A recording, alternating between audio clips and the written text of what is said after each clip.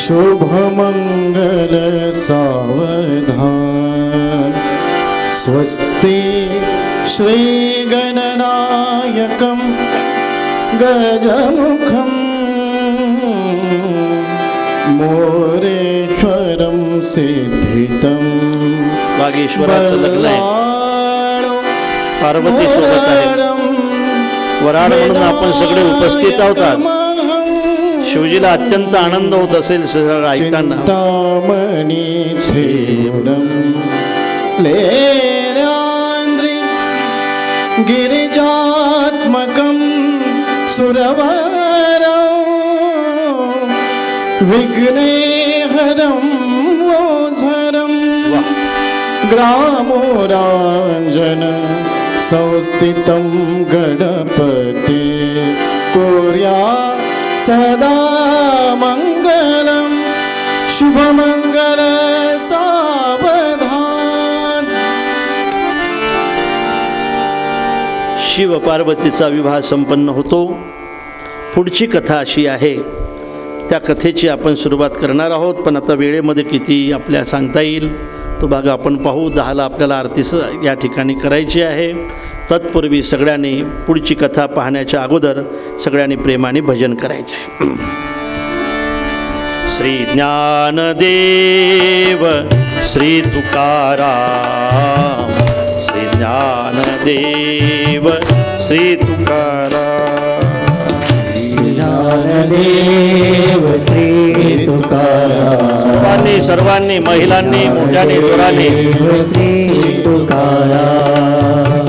श्री ज्ञानदेव श्री तुकाराम, श्री ज्ञानदेव श्री तुकाराम, श्री ज्ञानदेव श्री तुकाराम, श्री ज्ञानदेव श्री तुकाराम, श्री ज्ञानदेव श्री तुकाराम, श्री ज्ञानदेव श्री तुकाराम, श्री ज्ञानदेव श्री तुकाराम, श्री ज्ञानदेव श्री तुकाराम, श्री ज्ञानदेव श्री तुकाराम, श्री ज्ञानदेव श्री तुकाराम.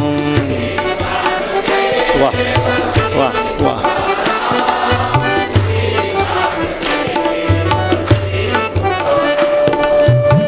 श्री ज्ञानदेव श्री तुकाराम, श्री ज्ञानदेव श्री तुकाराम. हा, महिलांचा आवाज कमी येतो.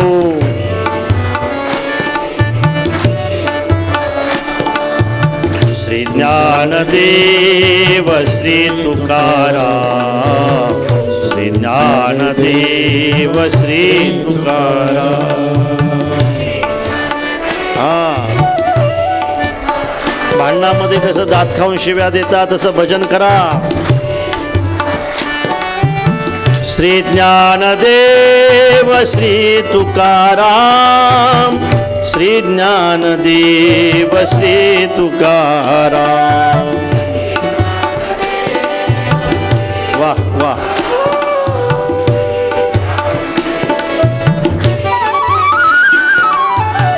श्री ज्ञानदेव श्री तुकाराम, श्री ज्ञानदेव श्री तुकाराम.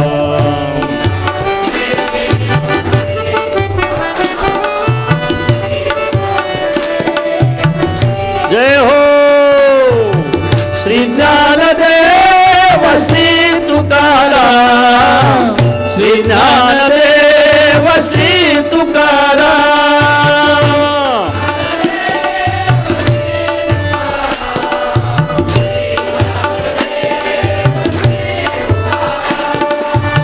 श्री ज्ञानदेव श्री तुकाराम, श्री ज्ञानदेव श्री तुकाराम.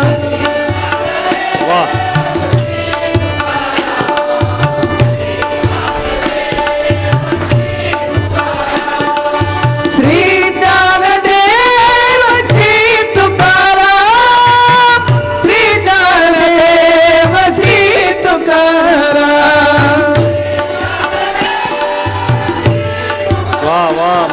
मांडवगण आहे, मांडवगण आहे, परंपरा आहे गावला. श्री ज्ञानदेव श्री तुकाराम, श्री ज्ञानदेव श्री तुकाराम.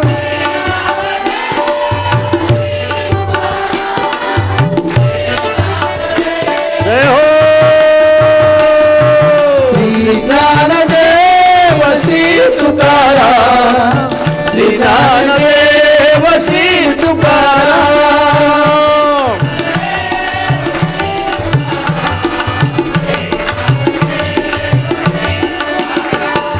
ज्ञानदेव ज्ञानदेव ज्ञानदेव ज्ञानदेव ज्ञानदेव ज्ञानदेव ज्ञानदेव ज्ञानदेव ज्ञानदेव ज्ञानदेव ज्ञानदेव ज्ञानदेव ज्ञानदेव ज्ञानदेव ज्ञानदेव ज्ञानदेव ज्ञानदेव. श्री ज्ञानदेव श्री तुकाराम, श्री ज्ञानदेव श्री तुकाराम, श्री ज्ञानदेव.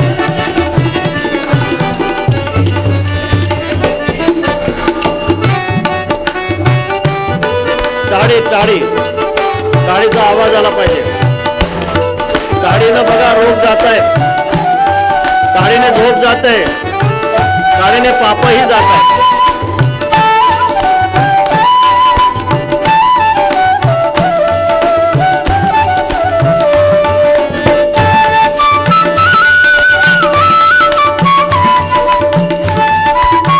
जय हो.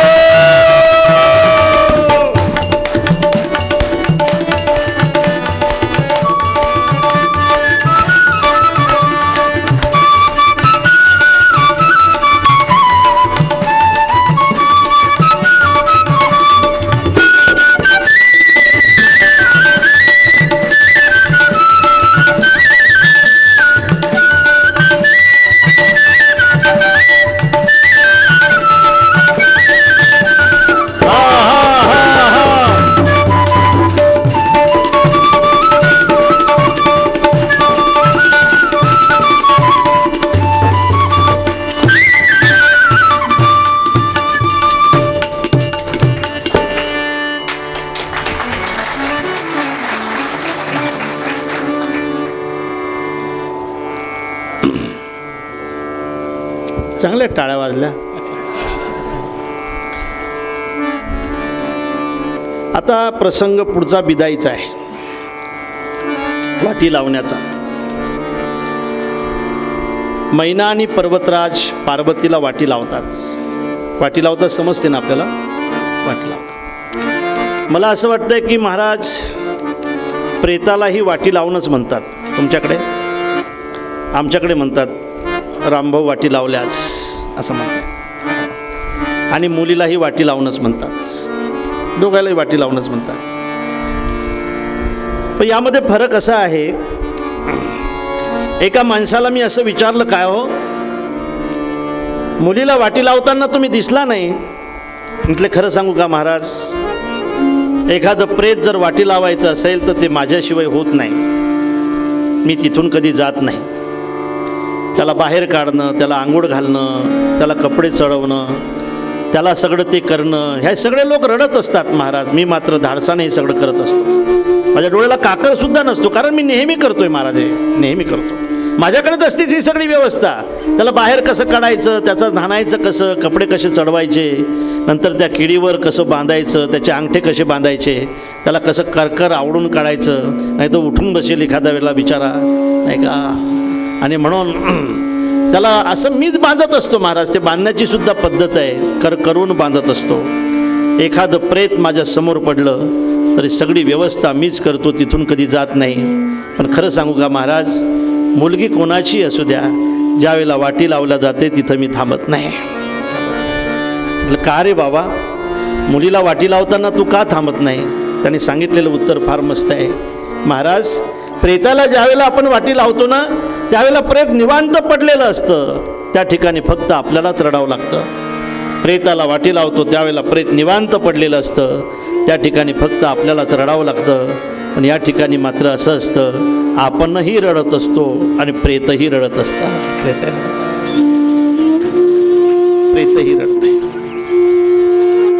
म्हणून बिचारी लहान आहे तोपर्यंत हक्काने म्हणत असते की हे माझं घर आहे, हे आमची टी व्ही आहे, हे आमची गाडी आहे, आमची गाडी आहे, आमचं घर आहे. मग बाई आमचं घर आहे, आमचं आहे बाई घर आहे, मग आमची टी व्ही आहे, आमची टी व्ही आहे.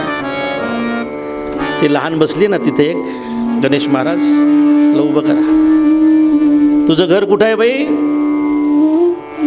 तुझं घर कुठं आहे?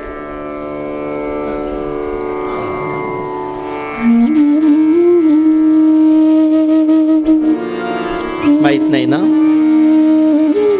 दुसऱ्या तिसऱ्या वर्गामध्ये जाते, जसं जसं माहीत पडायला लागते तसं हक्काने ज्या घराकडे बोट दाखवत असते, संकोच करते, नाही हे घर माझं नाही, हे घर माझ्या भावाचं आहे, हे घर माझ्या बाबाचं आहे, हे माझं घर नाही, हे माझ्या भावाचं आहे.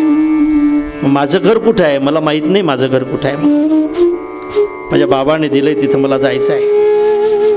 ज्या घरी मला जायचं आहे त्या घराचा दरवाजा मला माहीत नाही, ज्या घरी मला जायचं आहे त्या घरातल्या लोकांचा स्वभाव मला माहीत नाही, ज्या घरी पाठवतील त्या घरी मला जायचं आहे.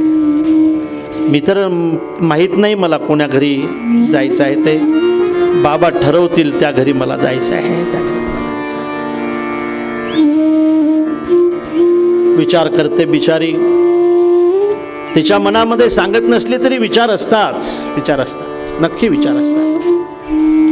कसं भेटेल? मी तर वारकऱ्याची पोरगी आहे, मला वारकऱ्याचंच घर भेटलं पाहिजे. बाबा पॅकेज कमी असलं तरी चालेल, पण माडकरी असला पाहिजे बरं का, माडकरी असला पाहिजे. मी नाही सहन करणार ते, मला ते संस्कार नाहीत. माझ्या घरी सगळे महाराज लोक येत असतात आणि हा जर लेजिम खेळत घरी आला तर मी कसं करू, कसं करू? विचार करते बिचारी. आणि शिक्षण होते, बापसुद्धा आपल्या मुलीलाही आता मुलासारखं शिकवतायत, खूप शिक्षण होतं आहे, शिक्षणाला पैसाही लावतात. आणि जसा जसा प्रसंग जवळ येतो तसे आता सोयरे विचारतात, का हो रामभाऊ पोरगी लग्न करावं लागेल ना? हां यावर्षी ठरलं आहे बघा, यावर्षी करायचं आहे, झालं आहे तिचं शिक्षण, ती तिच्या पायावर उभी राहू शकते, आता करायचं आहे यावर्षी. पाहुणे सुरू होतात आणि एक दिवसाचे पाहुणे येतात, संबंध पक्का होतो.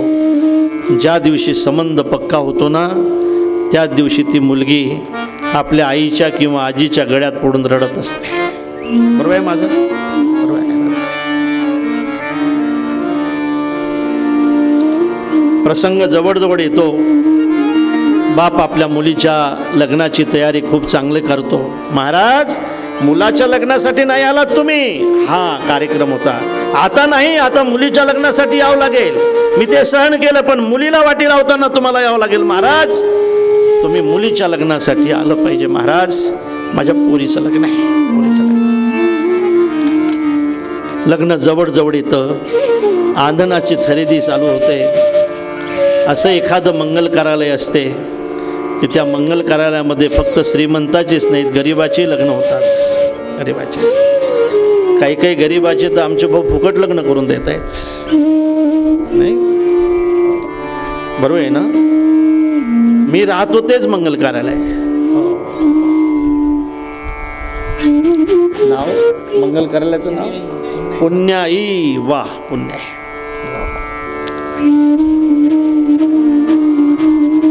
आंधण लावल्या जातं, पाहुणे यायला सुरुवात होते. जवळच्या सोयऱ्याला फेटे बांधल्या जात आहेत, फटाके वगैरे सगळे पोरं उघडण्यासाठी तयार असतात. सगळे त्या ठिकाणी येत आहेत. लग्न होतंय, थाटामध्ये पार पडते. आणि कधी कधी तर महाराज त्या लग्नाच्या मंगलाष्टके चालू असताना मुलीचं लक्ष आपल्या बापाकडे जाते, मुलीची आणि बापाची नजरानजर होते. कधी कधी आपल्या त्या बापाला पाहून मुली त्या मंडपातच रडायला सुरुवात करतात, खुर्चीवर रडायला सुरुवात करतात. जेवण झाल्यानंतर दूरचे सोयरे निघून जातात. जवळजवळचे सोयरे त्या ठिकाणी राहतात, जवळजवळचे सोयरे वाटी लावण्यासाठी राहतात. वाटी लावण्याचा प्रसंग आता पुढे जवळजवळ येत असतो. त्या ठिकाणी वाजंत्रे रडायला लागतात, वाजंत्रेसुद्धा रडतात. सगळा मंडप त्या ठिकाणी ओसाड वाटतो आणि मुलगी ज्यावेळेला त्या नवरदेवाच्या पाठीमागं ते मंडपातून निघते ना, त्यावेळेला तिच्या बहिणी रडत असतात. तिचा भाऊ एखाद्या खांबाला पकडून रडत असतो. बहीण ज्यावेळेला आपल्या भावाच्या भेटीला जाते त्यावेळेला खूप रडतोय, ताई मला क्षमा कर, खूप भांडलोय मी तुझ्याशी. भाऊ रडतो. बहीणसुद्धा आपल्या भावाजवळ खूप रडते, कारण बहिणी भावावर खूप प्रेम करत असतात महाराज. बहिणी खूप प्रेम करतायत. एखादा भाऊ श्रीमंत असू द्या, तो कधी एखाद्या वेळेला गरीब बहिणीला विसरेल, पण माझी बहीण किती श्रीमंत असू द्या गरीब भावाला कधी विसरणार नाही. लक्षात ठेवा, ती बहीण आहे. भाऊ रडतो, बहिणी रडतात, जवळचे सखे सोयरे रडतात. एकही डोळा असा नसतो की जो पाजरत नसेल, सगळे डोळे त्या ठिकाणी पाजरत असतात. एका खांबाजवळ बाप उभा असतो, एका ढेकडावर पाणी पडावं तशी अवस्था त्या बापाची झालेली असते. आणि मुलगी दर्शन घेत घेत ज्यावेळेला बापाजवळ जाते ना, त्यावेळेला बापाचं दर्शन घेत नाही, बापाच्या गळ्याला मिठी मारते, खूप रडते. बापसुद्धा ढोरासारखा रडत असतो महाराज. तो बाप अशिक्षित असो वा सुशिक्षित असो, तो बाप खेड्यातला असो वा शहरातला असो, तो बाप श्रीमंत असो वा गरीब असो, आपल्या मुलीला वाटी लावत असताना बाप ढोरासारखा रडत असतो. मुली मुलापेक्षा बापावर जास्त प्रेम करत असतात ना, जास्त प्रेम करतात. तुम्ही आजारी पडून बघा, तुमचे शेवटचे दिवस असू द्या, तुमचे मुलं व्यवहार सोडणार नाहीत, मुली मात्र सगळा व्यवहार सोडून तुमच्या तोंडावरच्या माशा हाणण्यासाठी आल्याशिवाय राहणार नाहीत. बघा ना, आपल्या बापाचं प्रेत ज्यावेळेला बांधल्या जातं, आंघोळ वगैरे होईपर्यंत बिचारे असतात शांत, पण ज्यावेळेला बापाचं प्रेत उचलल्या जात आहे ना, त्यावेळेला सगळ्यात जोराने जर कोण रडत असतील तर त्या मुली रडत असतात. एखाद्या वेळेला त्या मुलीवर जर मार खाण्याची पाडी आली ना, आणि तो म्हटला तुझा बाप, तर ती म्हणते खबरदार, माझ्या बापाचं नाव घेतलं तर मारून मारून तुम्ही माझा जीव घेतला तरी चालेल, पण मी माझ्या बापाचं नाही नाव घेऊ देणार तुम्हाला. बापाच्या पाठीमागं सुद्धा आपल्या बापाची किंमत जी शाबूत ठेवते तिला मुलगी म्हणतात. त्या मुलीला वाटी लावताना बाप खूप रडतोय ना, खूप रडतो. तुम्हाला आठवलं असेल, तुमचा मुलगा खूप रडतोय, बाप खूप रडत असतो महाराज. कधी रडला नाही. कठोर अंतकरणाचा बाप, किती मोठं संकट आलं तरी कधी घाबरला नाही तो बाप, कधी रडला नाही तो बाप. पण मुलीला वाटी लावताना ढोरासारखा रडतो. त्या मुलगी आपल्या बापाच्या गळ्याला मिठी मारते, ती मिठी सुद्धा लोकांना सोडावी लागते. आणि त्या ठिकाणी बाप आपल्या मुलीचा निरोप घेत असताना, घेऊ कसा निरोप तुटतात हात धागे, हा देह दूर जात, मन राहणार मागे, धन आत्मजा दुजांचे, ज्याचे तयास देणे, पर क्या परी आताही, पर क्या परी आताही, मागे फिरून येणे, दाटून कंठ येतो, ओठात येई गाणे, जा पुढ्या घरी, जा लाडके सुखाने, दाटून कंठ घेतो, दाटून कंठ येतो, दाटून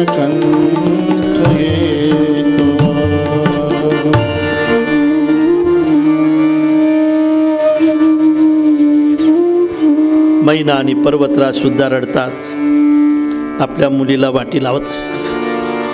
मुली असतात महाराज, मुलं असतात. तुम्ही आजही एखादा प्रयोग करा. मुलीच्या हाती असा एखादा प्याला द्या, जा दूध घेऊन ये 4 आण्याचं. पाहुणे असे बसलेले असतात बैठकीत भाऊ. ते पोरगी दूध आणायला जाते ना, त्यावेळेला अशी बरोबर झाकून जाते प्याला, नाही का. तिकून येताना सुद्धा असं पाहुण्याला समजत नाही की या बापाच्या घरी दूध नाही म्हणून, किंमत नाही घालवत बापाची, बरोबर आहे ना. तिला कोणी सांगितलेलं नसते, अशी बरोबर झाकून जाते आणि झाकून खरं म्हणजे तो प्याला ती आणते. पाहुण्याला समजत नाही पोरगी कुठं गेली ती म्हणून, काय घेऊन आली म्हणून. आपल्या बापाची किंमत जाऊ देत नाही. तुम्ही या नाऱ्याच्या हाती द्या, 4 आणे पाठवा. ते पाहुणे पाहून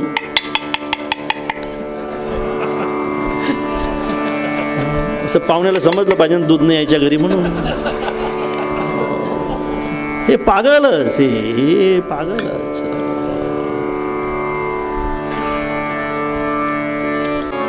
काय सांगतात माहीत आहे तुम्हाला? तुम्ही सुद्धा सांगितलं पाहिजे.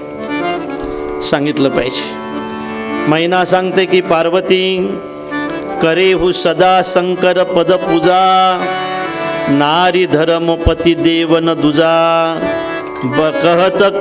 बचन कहत भरी लोचन बारी, बहुरी लाई उरलिन्न कुमारी. तुझे पती तुझी देवता आहेत, भोलेनाथ तुझी देवता आहेत, त्यांची पूजा कर, त्यांच्या मनाप्रमाणे राहा, समजून सांगत जा. तोही सांगितलं पाहिजे पण त्यांचंही ऐकलं पाहिजे. आणि अशा अर्थाने समजून सांगितल्या जाते, सोबत मोबाईल दिला जात नाही. आता मोबाईल असल्यावर समजून सांगायचं की कामच नाही ना. मोबाईल, पोरीच्या हाती मोबाईल देऊ नका. बिचारीला राहू द्या 1 वर्षभर तिथं, नाही का. सारखी माय फोन करते, काय केली भाजी, काय बाई आज काही, नाही का. त्या ठिकाणी डोलीमध्ये शिवजी आणि पार्वती बसतात. फार दूर जायपर्यंत त्या पाठीमागं पर्वतराज जातात. आणखी एकदा पार्वतीचा हात शिवजीच्या हातामध्ये देतात आणि आता जोराने श्वास घेत परत येतात. ओसाळ पडलेल्या मंडपाच्या खांबाला पकडतात, रडतात. काही जवळचे सोयरे त्यांची समजूत घालतात. शिवजी आणि पार्वती आता कैलास पर्वतावर जातात आणि त्या ठिकाणी सांगितलं आहे की तारकासुराचा वध करण्यासाठी कार्तिक स्वामीचा जन्म होतो, नंतर गणेशाचा जन्म. पहिले विवेक येतं, मग ज्ञान येतं. पहिले विवेकाचा जन्म आहे, नंतर ज्ञानाचा जन्म आहे. पहिले कार्तिक स्वामी जन्माला येत आहेत, नंतर गणेशजी जन्माचा शिवपुत्र आहेत, शिवजीचे मुलं आहेत. मग शिवजीला आनंद आहे या सगळ्या गोष्टीचा, हे सगळं ऐकत असताना. आणि म्हणून त्या ठिकाणी आता एकदा शिवजी सुखासीना बसलेले असताना, शिवजी सुखासीना बसलेले आहे. जटांचा मुकुट बनवलेला आहे, व्याघ्रचर्म पांघरलेला आहे, गजचर्म नेसलेले आहेत. नाही, गजचर्म पांघरलेला आहे, व्याघ्रचर्म नेसलेले आहेत. एका बाजूने त्रिशूळ खोवलेला आहे, डमरू अडकवलेला आहे, एका बाजूने कमंडलू ठेवलेला आहे. सगळे अंगावर भस्माचे पट्टे ओढलेले आहेत. पार्वती दर्शन घेते, समोर बसते. नाही, जाते त्यावेळेला शिवजी काय करतायत? स्वाम भागस्व आसन दिन्ना, पार्वती बल हौसर जानी, गई शंभू पै मातु भवानी, जानी प्रिया आदरु अति किन्हा, वाम भाग हर आसन दिन्ना. सन्मुख शंकर आसन दिन्ना अगोदर समोर बसवल्या जाते, नंतर वाम भाग हर आसन दिन्ना वामभागी बसवल्या जाते. आणि आता पार्वती शिवजीला प्रश्न विचारते की प्रभू, तुमचे प्रभू या ठिकाणी केव्हा अवतीर्ण होत आहेत? तुम्ही ज्यांना प्रभू मानताय, तुम्ही ज्यांना देवता मानताय, तुम्ही ज्यांचं सतत भजन करताय, असे तुमचे प्रभू या ठिकाणी केव्हा अवतीर्ण होत आहेत? असा प्रश्न पार्वती विचारते आणि शिवजी त्याचं उत्तर देत आहेत. पार्वती, जब जब होई धर्म की हानी, वाढई असुर अधम अभिमानी, तब तब प्रभु धरी विविध शरीरा, हरहि कृपा निधि सज्जन तेरा जब जब होई धर्म की हानि पाढ़ई असुर अधमाभिमानी तब तब प्रभु धरि विविध शरीरा हरि कृपा निधि सज्जन पीरा जब जब होई धर्म की हानि पाढ़ई असुर अधम अभिमानी ज्या ज्या वेळेला अधम लोक वाढतायत, अधर्मी लोक वाढतायत, जब जब होई धर्म की हानी बाढई असुर अधम अभिमानी तब तब प्रभुधरी विविध शरीरा हर ही कृपानिधी सज्जन पीरा. अनेक शरीर धारण करून प्रभू या ठिकाणी येत आहेत आणि त्या ठिकाणी धर्माची पुनर्संस्थापना करतायत. अधर्म वाढल्यानंतर प्रभू येतात असं ज्या वेळेला शिवजी सांगतायत त्यावेळेला पार्वती विचारते की प्रभू अधर्म वाढला असं कशावरून समजावं, अधर्म वाढला असं कशावरून समजावं. शिवजी सांगतायत की पार्वती कर ही अनिती जाही नाही बरणी. त्याचं वर्णन केल्या जात नाही इतकी अनिती वाढते. काय वर्णन करणार दादा, चांगलं माणूस या अनितीचं काय वर्णन करू शकते, काय वर्णन करू शकते. अरे कुंपण शेत राखण्यासाठी असते, कुंपण शेत खाण्यासाठी नसते. आणि कुंपणच जर शेत खात असेल तर या अनितीचं वर्णन करावं कसं. धार्मिक माणसं धर्माचं संरक्षण करण्यासाठी असतात. धार्मिक लोक धर्माचं संरक्षण करण्यासाठी असतात. पण धार्मिक लोकच ज्यावेळेला धर्माचा ऱ्हास करतात त्यावेळेला अनितीचं वर्णन करावं कसं, बरोबर आहे ना, करावं कसं. अरे वैद्य हे वैद्य खरं म्हणजे जो रोगी असेल त्याच्या संरक्षणासाठी असतात. पण वैद्य त्याच्या संरक्षणापेक्षा, त्याच्या रोगापेक्षा त्याच्या खिशाचा विचार करतात. मग याचं वर्णन करावं कसं, कसं वर्णन करणार तुम्ही याचं. धार्मिक लोक ज्यावेळेला धर्माचा विचार करत नाहीत त्यावेळेला हा अधर्म आहे. व्यवस्था ज्यावेळेला समस्या बनते त्यावेळेला त्याचं वर्णन करणार कसं तुम्ही. कुंपणात जर शेत खायला निघाला तर त्याचं वर्णन करणार कसं तुम्ही. जी व्यवस्था आहे ती राजकीय व्यवस्था असो, ती सामाजिक व्यवस्था असो, माझी धार्मिक व्यवस्था असो, राजकीय व्यवस्था ज्यावेळेला समस्या बनते त्यावेळेला विनाश जवळ आलेला असतो. महाराज व्यवस्थेने समस्या बनायची नसते, व्यवस्था समस्या बनते, बरोबर आहे माझं. व्यवस्था समस्या. आज सगळ्यात जास्त मोठी समस्या जर कोणची असेल तर ती राजकीय समस्या आहे. समस्या आहे ती, व्यवस्था नाही, समस्या आहे. कंटाळलेत लोक या समस्येला, आता कंटाळले. किती दिवस चालणार ही समस्या. कशासाठी, देशासाठी असतं तर लोकांनी काही सहन केलं असतं. पण स्वार्थासाठी, पदासाठी.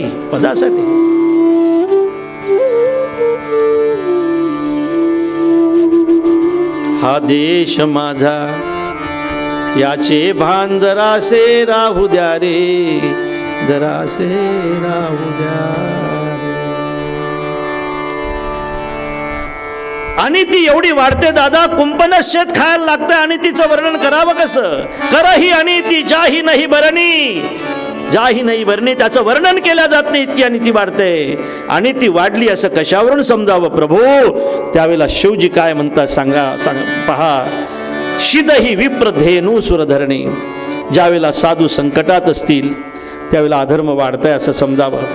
ज्यावेळेला धेनू म्हणजे गाय संकटात असेल त्यावेळेला अधर्म वाढताय असं समजावं. हे इथं लिहिलेलं आहे बरं, काय सगळं लिहिलेलं आहे. आता याच्यावरही जर तुमचा विश्वास असेल तर नाविलाज आहे आमचा, नाविलाज. कर ही अनिती जाही नाही भरणी, शिदही विप्र धेनू सुरधरणी. ज्यावेळेला सज्जन संकटात असतील, ज्यावेळेला धेनू म्हणजे डुक्कर ना, हा मग काय आहे ते बरं झालं. नाही तर म्हणताल धेनू म्हणजे डुक्कर, म्हणजे डुकराबद्दल बोलत आहेत बा महाराज. डुकराबद्दल नाही बोलत मी, डुकरासारख्या दिसणाऱ्या गायीबद्दल सुद्धा नाही बोलत मी.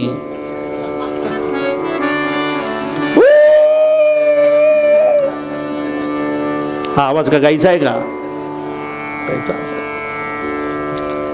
अर्थात देशी गायीबद्दल बोलतोय. ज्या वेळेला साधू व संकटात असतील, गोमाता संकटात असेल त्यावेळेला अधर्म वाढताय असं समजावं. भाऊ साधू कधी संकटात असतात. साधू बरं का, कीर्तनकार नाही, साधू म्हणतोय. ज्या वेळेला लोक साधूच्या म्हटलं ऐकत नाहीत ते साधूचं फार मोठं संकट असते. म्हणून तर शिव्या देत आहेत ना, किती सांगू तरी.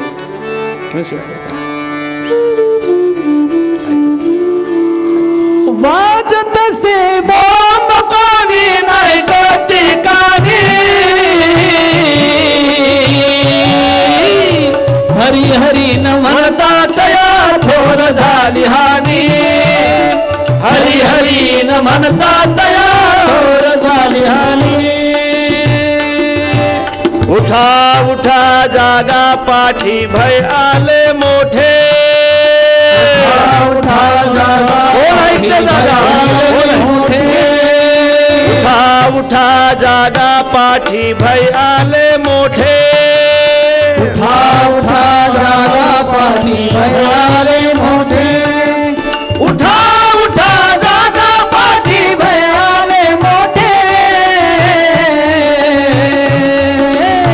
पंढरी वाचोनी तुझा ठाव नाही कोठे पंढरी वाचोनी तुझा ठाव नाही कोठे पंढरी वाचोनी तुझा ठाव नाही कोठे ठाव नाही कोठे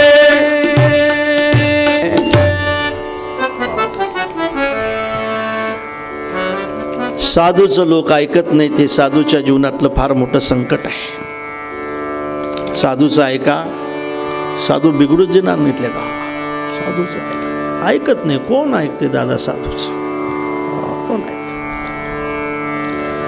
साधू संकटात असते त्यावेळेला अधर्म वाढताय असं समजावं, आणि गोमाता संकटात असेल त्यावेळेला अधर्म आहे असं समजावं, वाढताय समजावं. धेनू गोमाता संकटात आहे. अहिंसावादी देशामध्ये झालंय, 5 मिनिटात थांबतो. अहिंसावादी देशामध्ये गाय कापल्या जाते, निर्दयपणाने कापल्या जाते, भयंकर निर्दयपणाने कापल्या जाते. सुज्ञ आहात तुम्ही, ऐका. तुम्ही जे कसायच्या दावणीला गाय बांधताना ती कशी मारल्या जाते? कत्ल खाने में जब लाया जाता है 3-4 दिन भूखा रखा जाता है जंजीरों से उसे लटकाया जाता है गरम पानी उस पे डाला जाता है चमड़े पर से बालों को हटाया जाता है जख्मी करके लहू फिर निकाला जाता है पता नहीं जिंदा काहे रखा जाता है जिंदा रखा चमड़ा फिर निकाला जाता है कितनी क्रूरता से मौत पाती गौ माँ संकट में आज है हमारी गौ माँ गोवर्धन धारी की दुल्हारी गौ माँ साधु संतों मुनियों की प्यारी गौ माँ निर्दयपणाने मारल्या जाते. दादा, तुम्ही ज्याला उत्पन्नच केलं नाही त्याला मारायचा तुम्हाला अधिकार दिलाय कोणी? मच्छराला मारण्याचा सुद्धा अधिकार नाही माणसाचा. तुम्ही नाही उत्पन्न केलं मच्छर, तुम्हाला नाही मारण्याचा अधिकार. गाय उत्पन्न जर तुम्ही केली नसेल तर गायीला मारण्याचा अधिकार दिलाय कोणी तुम्हाला? दिलाय कोणी? शेळ्या कधी मोकाट दिसत नाहीत, म्हशी कधी मोकाट दिसत नाहीत, गायी मात्र लोक मोकाट सोडल्याशिवाय राहत नाहीत.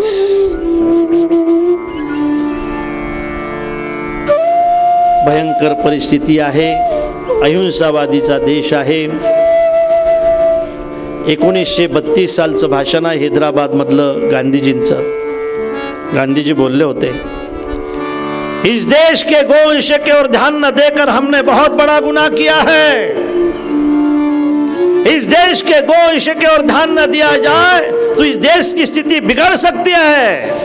गो माता तो हमारे माता से ही बढ़कर है. गो माता तो हमारी पवित्र कविता है, पवित्र कविता है. विचारलं होतं, महात्माजी तुमचा देश स्वतंत्र झाला पाहिजे का गाय स्वतंत्र झाली पाहिजे? महात्माजी बोलले होते, देश आणखी 10 वर्षांनी स्वतंत्र झाला तरी चालेल, पण या देशातली गाय अगोदर स्वतंत्र झाली पाहिजे. स्वतंत्र होऊन काय करणार देश? स्वतंत्र होऊन गाय स्वतंत्र नसेल तर? त्या काळातले पुढारी सुद्धा भाषणं करायचे, आपल्याला गोहत्या बंद करायची आहे, गोहत्या बंद करायची आहे, म्हणून आपल्याला देशाचं स्वातंत्र्य पाहिजे. पण सज्जनानो, स्वातंत्र्याच्या अगोदर फक्त 3600 होते कारखाने, आता 36,000 आहे. 36,000 आहे. काय घडते काही कळत नाही. का कारखाने उघडल्या जातात, का गाईला मारल्या जाते? सज्जनानो, गोहत्या होते. मी आपल्याला विनंती करेल की तुम्ही तर आता गाई घरी ठेवू शकत नाही, पण जे काही गोशाळा चालवत असतील त्यांना तुम्ही दान द्या, चाऱ्याचं दान द्या, त्यांना तरी जगू द्या. आता काही त्यांना तरी जगू द्या. आता गाई गावरान गाई भेटणार नाहीत तुम्हाला, गावरान गाई नाही गावी भेटणार. मग गावरान गाई जिवंत राहावे असं जर वाटत असेल तर परिसरामध्ये एखादी गोशाळा असेल तर तिला चारा घेऊन जा. देवाच्या समोर नैवेद्य ठेवा, तो तुमच्या नैवेद्याकडे पाहणार नाही, कारण तेवढा तुमचा अधिकार नाही.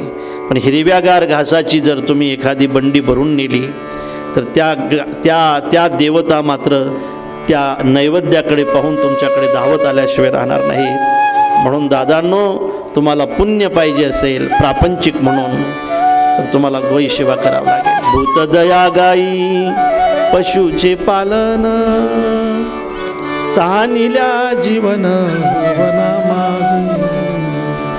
आमचे रवींद्र महाराज या ठिकाणी आहेत, कर्जतवरून आलेच.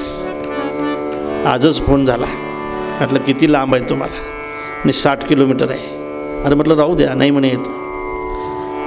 जवळजवळ 200 सव्वा 200 गोधन आहे. आता किती आहेत? 220 गोधन आहे, कसायापासून सोडवलेलं आहे. आणि जवळजवळ 180 विद्यार्थी आहेत. त्यातले 50-60 अनाथ आहेत की ज्यांना कोणी नाही, अशा मुलांनासुद्धा सांभाळत आहेत. 200 गायींना सांभाळत आहेत, 220 गायीला सांभाळत आहेत. लोक गायी सांभाळणाऱ्यावर शंका घेतात, याचं चालते म्हणतात त्याच्यावर. कसं चालते त्यांना विचारून घ्या, कसं चालते. हे जर लेखा चालण्यासारखं असतं ना तर अंबानीने हेच केलं असतं, हेच कारखाने नाही का गाई सांभाळल्या असत्या ना. 5 गाई वागून बघा, 10 गाई वागून बघा किती खर्च लागते ते पहा. 100 गाईच्या पाठीमागं किमान 5,000 रुपये लागतात, किमान. 200 गाईच्या पाठीमागं किमान 10,000 रुपये रोजचा खर्च असतो. कोण करते यातलं 10,000 रुपये खर्च रोज? कोण करू शकते? आणि जे लोक गाईला सांभाळत असतील त्यांच्यावर तुम्ही शंका घेत असाल, काही महाराज लोकही शंका घेत असतील, तर मला असं वाटतं की ते भगवान श्रीकृष्णावर शंका घेतात. लक्षात ठेवा, देवावर शंका घेत आहेत. चांगलं काम करणाऱ्या माणसावर कधी शंका घ्यायच्या नसतात, त्याला मदत करायची असते. आणि म्हणून ज्या वेळेला गाय संकटात असेल त्यावेळेला अधर्म वाढता आहे असं कारण सांगितलं. आणखी काही कारणाचा विचार आहे आणि तो कारणाचा विचार आपण करणार आहोत. रामप्रभूचा अवतार, रामप्रभूचा विवाह, रामप्रभूचा वनवास आणि नंतर त्या ठिकाणी वनवासानंतर सुंदरकांड, नंतर लंकाकांड, नंतर उत्तरकांड, हा सगळा प्रकार आहे. आता जसा जसा जमेल तसं तसं आपण करत राहू. मला काही असं दडपण आणू नका, नाही महाराज हे सांगितलंच नाही ते सांगितलंच नाही. मला जसं सांगता येईल त्या पद्धतीने कथा करू द्या. नाही तर बऱ्याचदा श्रोते म्हणतात की बाबा हे राहिलं आणि ते राहिलं, आता हे झालं हे काय थोडं झालं बा, हे पाय ना यातलं काही तू घेऊन काही झालं ते झालं. अर्थात मी माझ्या पद्धतीने कथा करण्याचा प्रयत्न करणार आहे. आपण पोस्टरवर दिलं पण त्या पद्धतीने माझ्याकडून होणार नाही. आणि तुम्हाला ऐकायची असेल तर माझी तयारी आहे, 12 वाजेपर्यंत ऐकावं लागेल रात्री रोज. मग पण आपल्याला तेही करायचं नाही, हे राहिलंही म्हणायचं, असं काही करू नका. अर्थात आपली वेळेवर या ठिकाणी कथा रोज संपणार आहे. आजची कथा विराम घेते. उद्या आपण भेटणार आहोत दादा 7 वाजता आणखी. आता रामकथेचा संदेश होईल, संदेश झाल्यानंतर आरती होईल, आरती झाल्यानंतर पसायदान होईल आणि पसायदान झाल्यानंतर आपण प्रस्थान करायचं आहे. अगोदर घेऊया रामकथेचा संदेश.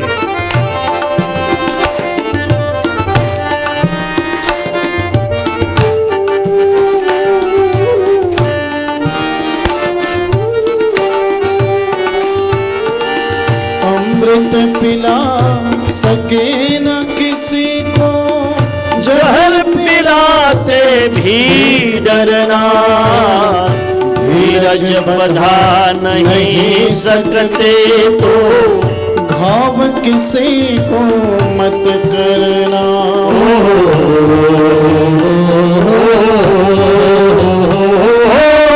राम नाम की माला लेकर सुबह शाम भजन करना, पुष्प नहीं बन सकते तो तुम कांटे बनकर मत रहना, कांटे बनकर मत रहना।